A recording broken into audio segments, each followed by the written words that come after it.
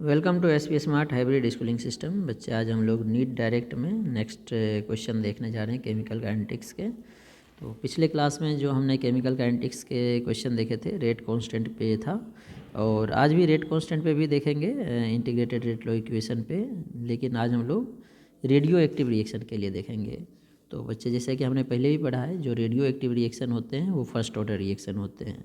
तो इसमें भी फर्स्ट ऑर्डर का जो हमारे पास इक्वेशन होगा यही एप्लीकेबल होगा, जैसे K इक्वल्स टू जो रेट कांस्टेंट होता है, इसी को यहाँ पे डीके कांस्टेंट भी बोलते हैं। फिजिक्स में लेमडा से रिप्रेजेंट किया था, हम लोग केमिस्ट्री में K से ही रिप्रेजेंट करते हैं।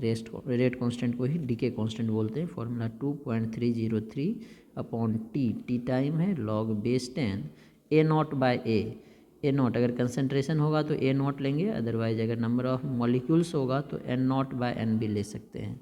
Initial molecules upon final molecules, या इनिशियल मास अपॉन फाइनल मास, ये भी ले सकते हैं। और हाफ लाइफ टाइम जो है 0.693 अपॉन के के लिए फिजिक्स में हमने बताया लेमडा भी लिखते हैं, रेट कांस्टेंट को डीके कांस्टेंट। तो 51 नंबर क्वेश्चन देखो, the radio active isotope tritium H13 has half life 12.3 years. T half का वैल्यू दिया है 12.3 ईयर्स है, ठीक है। अब बोला if the initial amount 32 milligram है, मतलब जो इनिशियल मास है जिसे हम लोग ए नॉट बोलते हैं, कंसनट्रेशन के बदले मास दिया है 32 मिलीग्राम है, तो how many milligram of it remain after 49.2 years. अब टाइम दिया है, तो क्वेश्चन में देखो ए पूछा गया है क्या होगा, ठीक है, 49.2 ईयर्स के बाद। इस टाइप के क्वेश्चन हमने पहले भी किया था, तो हमने बोला था दो तरीके से सॉल्व करते हैं। टी हाफ से के की वैल्यू निकाल लेंगे और के की वैल्यू इस इक्वेशन में पूछेंगे, पुट करेंगे। तो ए नॉट दिया है, ए की वैल्यू एन नॉट और एन, या ए नॉट ए हमने बोला सेम ही होता है। ये 32 दिया है, इसकी वैल्यू निकाल लेंगे, यहाँ से के की वैल्यू निकल जाएंगे 0.693 बाई टी हाफ। इसको इधर करके इसको इधर करके के की वैल्यू पुट कर दो, टाइम दिया है ए नॉट दिया है, तो ए की वैल्यू निकल जाएगा, तो इसमें टाइम लगेगा। दूसरा हमने बताया था हम लोग चेक करेंगे जो हाफ लाइफ टाइम है इसके इंटीग्रल में ये है क्या, क्योंकि हाफ लाइफ टाइम तो फर्स्ट ऑर्डर के लिए कांस्टेंट होता है। तो देखो कितना हो रहा है 49.2 बाई 12.3, तो बच्चों का 48 3 12 4 बार में कट गया। अगर इंटीग्रल मल्टीपल है तो हमें कुछ करने की ज़रूरत नहीं है। 4 हाफ लाइफ टाइम, मतलब हाफ लाइफ टाइम हमेशा कांस्टेंट होता है। तो स्टार्टिंग में 32 मिलीग्राम है, तो फर्स्ट हाफ लाइफ टाइम में क्या होगा 16, ठीक है। सेकेंड हाफ लाइफ टाइम में क्या हो जाएगा 8, ठीक है, 2 हाफ लाइफ टाइम हो गया। थर्ड में क्या हो जाएगा 4th, ये फर्स्ट में हो गया, ये सेकंड में हो गया, ये थर्ड में हो गया, फोर्थ में क्या हो जाएगा 2। तो इसका आंसर 2 मिलीग्राम हो जाएगा। 2 मिलीग्राम सी पार्ट में है, तो सी पार्ट इसका करेक्ट होगा। तो इस तरह से निकालेंगे, सेम प्रोसेस है जैसे हम लोग जनरल के लिए निकालते थे, उसी तरह रेडियो एक्टिव के लिए भी निकालेंगे। अब देखो 52 number question, a human body required 0.01 molar activity of radio active substance, concentration दिया है after 24 hours. Half life of radio active substance is t half life दिया है। Then injection of maximum activity of radio active substance that can be injected will be. तो ये भी 51 जैसा ही है, लेकिन इसका उल्टा दे दिया है। उल्टा कैसे उल्टा है, अब बोल रहा है टाइम 24 आवर्स के बाद जो बचा होगा, मतलब ए का वैल्यू दे दिया है 0.01 मोलर, और हाफ लाइफ टाइम जो है कितना दिया है 6 आवर्स, ठीक है। तो 24 आवर्स बाद इतना बचा है, तो इनिशियल कितना होगा। तो इसको भी टी हाफ से हम लोग दो तरीके से सॉल्व करेंगे, के का वैल्यू निकाल के इस फॉर्मूला से निकाल सकते हैं, या हाफ लाइफ टाइम देखो इंटीग्रल मल्टीपल है, जो टाइम है 24 आवर्स, हाफ लाइफ टाइम के इंटीग्रल मल्टीपल है 4, मतलब 4 हाफ लाइफ टाइम के बाद 0.1 बचा है, मतलब 0.14 हाफ लाइफ टाइम के बाद बचा है। तो स्टार्टिंग में कितना होगा 1 नहीं है 0.1 है, तो इससे पहले क्या होगा 0.02, इससे पहले क्या होगा 0.04, इससे पहले क्या होगा 0.08, इससे पहले क्या होगा 0.16। तो फर्स्ट में ये हुआ होगा, उसके बाद सेकंड में ये, थर्ड में ये, फोर्थ में ये, मतलब स्टार्टिंग में क्या होगा 0.16 मोलर। तो इस तरह से भी कर सकते हैं। तो ये शॉर्ट मेथड है, इस तरह से प्रोसेस करना। देख लेना अगर हाफ लाइफ टाइम के इंटीग्रल मल्टीपल में टाइम है, या तो रेडियो एक्टिव के लिए, या आप इसके लिए सॉल्व कर सकते हो फर्स्ट ऑर्डर के लिए। इसी पे बेस्ड क्वेश्चन जनरली आए हैं, रेडियो एक्टिव वाला मैक्सिमम क्वेश्चन जो आए हैं ना केमिस्ट्री में इसी पे बेस्ड है। 53 भी देखो सिमिलर है। Half life of A first order reaction is 4 second, first order के लिए बोला तो रेड बोला हमने, इसमें भी वो अप्लाई करेंगे। And the initial concentration of reactant 0.12 molar 16, इसके इंटीग्रल में है ना बच्चे। तो हाफ लाइफ टाइम हमें दिया हुआ है 4 second, initial concentration A not का वैल्यू 0.12, टाइम दिया है 16 सेकेंड। तो कितना हाफ लाइफ टाइम लगेगा 16/4, 4 हाफ लाइफ टाइम। तो 0.12 का आधा कितना हो जाएगा 0.06, इसका आधा 0.03, 2 हो गया, इसका आधा 0.015 हो जाएगा 15। हाँ अब इसका आधा करेंगे तो 0.0075 हो जाएगा। तो 0.0075 देखो कौन सा ऑप्शन है, फर्स्ट ही है, फर्स्ट ऑप्शन करेक्ट होगा। तो इस तरह हम लोग सॉल्व करेंगे इसका।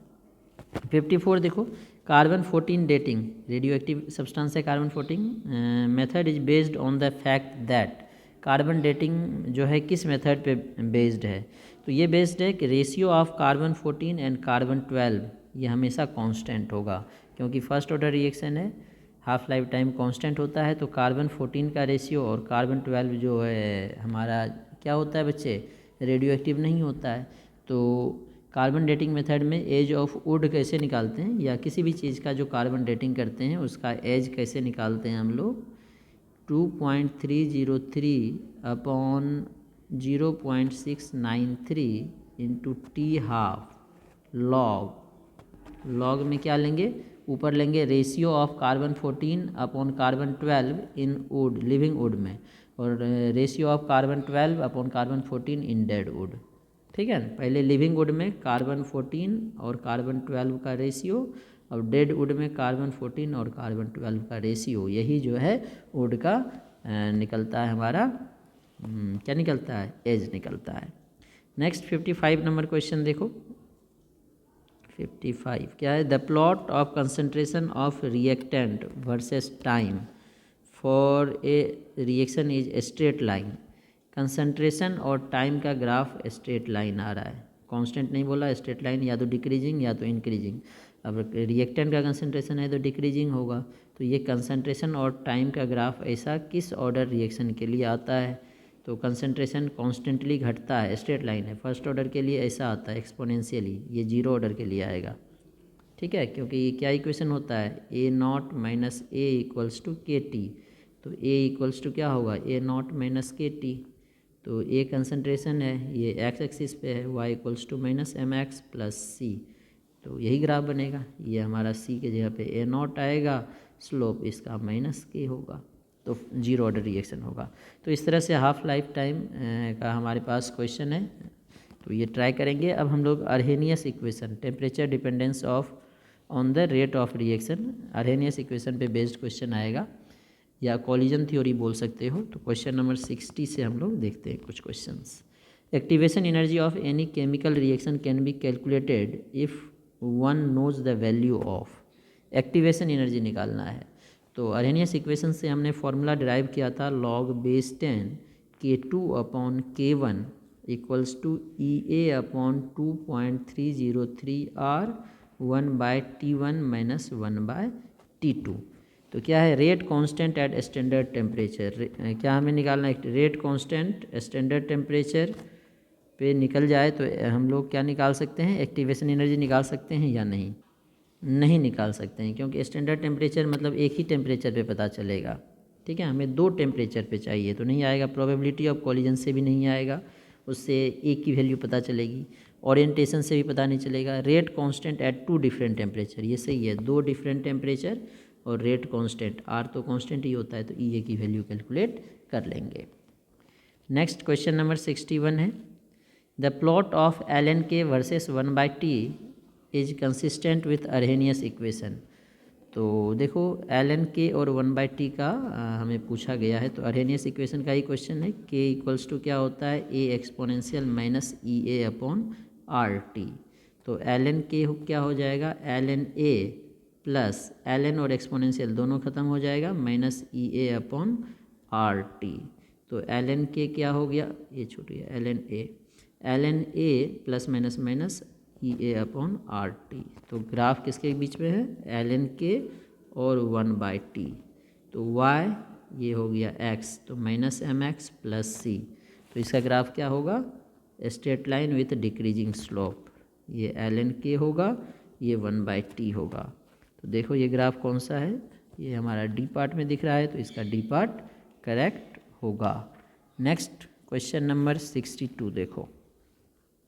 62 में क्या पूछा गया हमें, ये न्यूमेरिकल बेस्ड क्वेश्चन है अरेनियस इक्वेशन का। The rate of A reaction quadruple, quadruple का मतलब क्या हो गया, 4 टाइम्स, ठीक है ना, क्वाड्रपल।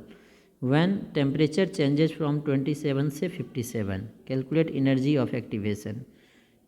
आर की वैल्यू दे दिया है, log 4 की भी वैल्यू दे दिया है। चलो, तो रेट ऑफ रिएक्शन क्वाड्रपल मतलब R2 जो है 4R1 होगा।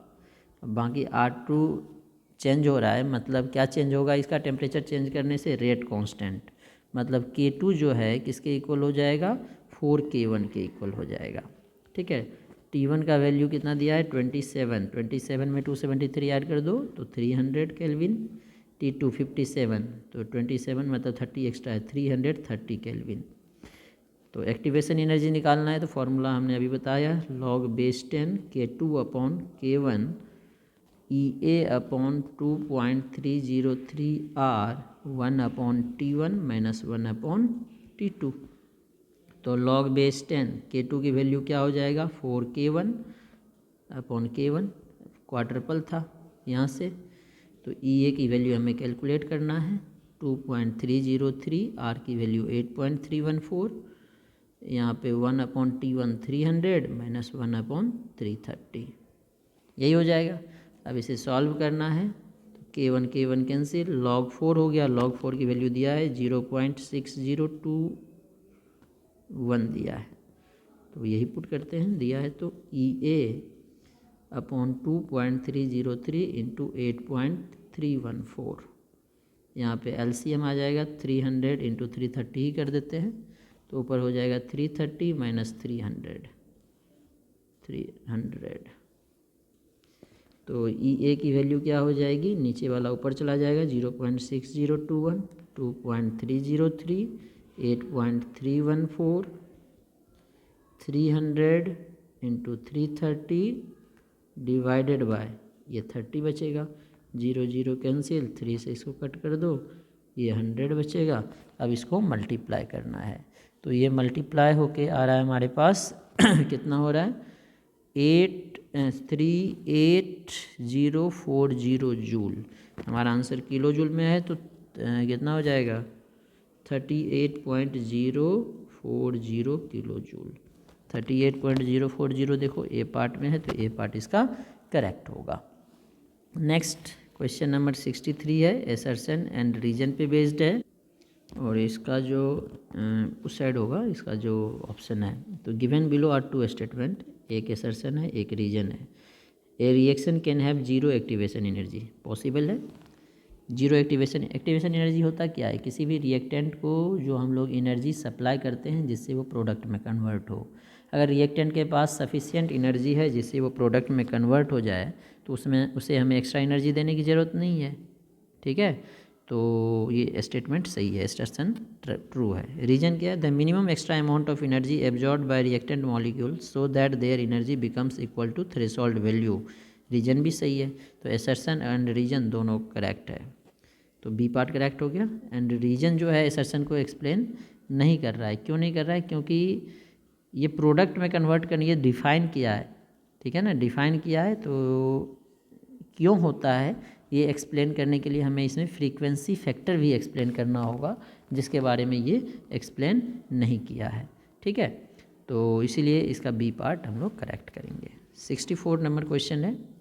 64 में क्या है, for a reaction A to B enthalpy of reaction as -4.2 kilojoule per mole, enthalpy of activation 9.6, the correct potential energy profile. तो बच्चे जो हमारा इंथैल्पी ऑफ रिएक्शन होता है, अगर एक्टिवेशन एनर्जी के टर्म में देखेंगे तो activation energy of forward reaction minus activation energy of backward reaction होता है। तो इंथैल्पी ऑफ रिएक्शन कितना दिया है हमारे पास, -4.2 किलो जूल। ठीक है, ये इक्वल होगा, और इंथैल्पी ऑफ एक्टिवेशन दिया है फॉरवर्ड के लिए 9.6 माइनस इंथैल्पी ऑफ बैकवर्ड, तो इसको इधर कर लो, इंथैल्पी ऑफ बैकवर्ड रिएक्शन आ जाएगा 9.6 + 4.2, तो 8 9 4 13 13.8 आ गया। ठीक है, अब इसका मतलब देखो एनर्जी निगेटिव है, मतलब निगेटिव का मतलब क्या होता है, जो रिएक्टेंट की एनर्जी है प्रोडक्ट से कम होनी चाहिए सबसे पहले, इसमें प्रोडक्ट की ज़्यादा नहीं होगी, प्रोडक्ट की ज़्यादा है नहीं होगी, रिएक्टेंट की कम है तो निगेटिव होगा, ये तो सही है, इसमें दोनों बराबर है, ये तो ऐसे ही सॉल्व हो गया, ये मैंने वैसे बता दिया अगर ज़रूरत पड़े, लेकिन इसमें कोई ज़रूरत नहीं है। तो एक्सोथर्मिक का मतलब ये होता है एनर्जी रिलीज हो रही है, निगेटिव है, तो प्रोडक्ट की एनर्जी हमेशा रिएक्टेंट से कम होगी। ठीक है, नेक्स्ट क्वेश्चन नंबर हमारे पास 65 है, सेम ग्राफ से ही प्लॉट किया है क्वेश्चन, ग्राफ हमने बनाया भी था ln(k) और 1/t का ग्राफ। ठीक है, स्लोप ऑफ ln(k) और 1/t यही आया था ना, इक्वेशन क्या आया था, ln(k) = ln(a) - EA/RT, यही आया था ऊपर हमने देखा था, ln(k) और यही ग्राफ आया था EA/RT, तो स्लोप आ जाएगा इसका EA/R, जो स्लोप है क्योंकि 1/t के बीच ग्राफ बना दिया तो -EA/R। तो क्वेश्चन में क्या दिया है, इसकी वैल्यू दिया है -5 × 10⁻³ वैल्यू ऑफ EA, आ गया आंसर, -EA/R का वैल्यू दे दिया है आपको -5 × 10⁻³, तो माइनस माइनस हटा ही दो, तो EA = क्या होगा, R × 5 × 10⁻³ और R का भी वैल्यू दे दिया आपको 8.314 × 5 × 10⁻³। अब 5 से इसको मल्टीप्लाई कर दो, तो 5 चौके 20, 5 5 2 7, 5 3 15, 5 8 40 41, 41.570 किलो जूल में है, तो इसको हटा दो, 41.570 किलो जूल आ जाएगा, ये जूल में था तो अब ये किलो जूल में आ जाएगा।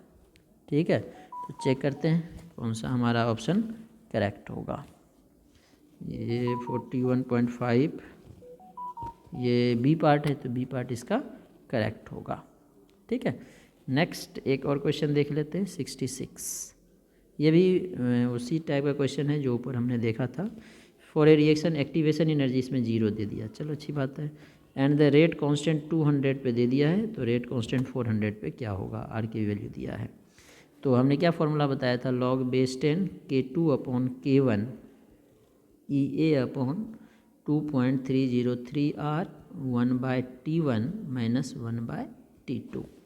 अब देखो EA की वैल्यू 0 है, ये अगर 0 हो जाए तो ये पूरा का टर्म 0 हो जाएगा, log base 10 K2/K1 क्या हो जाएगा, 0, तो log base 10 K2/K1 0 किसकी वैल्यू होती है, 1 की, तो K2/K1 का वैल्यू क्या हो जाएगा, 1, तो K2 और K1 इसका मतलब क्या होगा, इक्वल, तो K2 और K1 इक्वल होगा, जो K2 की वैल्यू है वही K1 की वैल्यू होगी, सी पार्ट इसका करेक्ट होगा। तो इस तरह से हम लोग इसके क्वेश्चन सॉल्व कर सकते हैं अरहेनियस इक्वेशन के। अब कुछ क्वेश्चन आप लोग खुद से ट्राई करेंगे।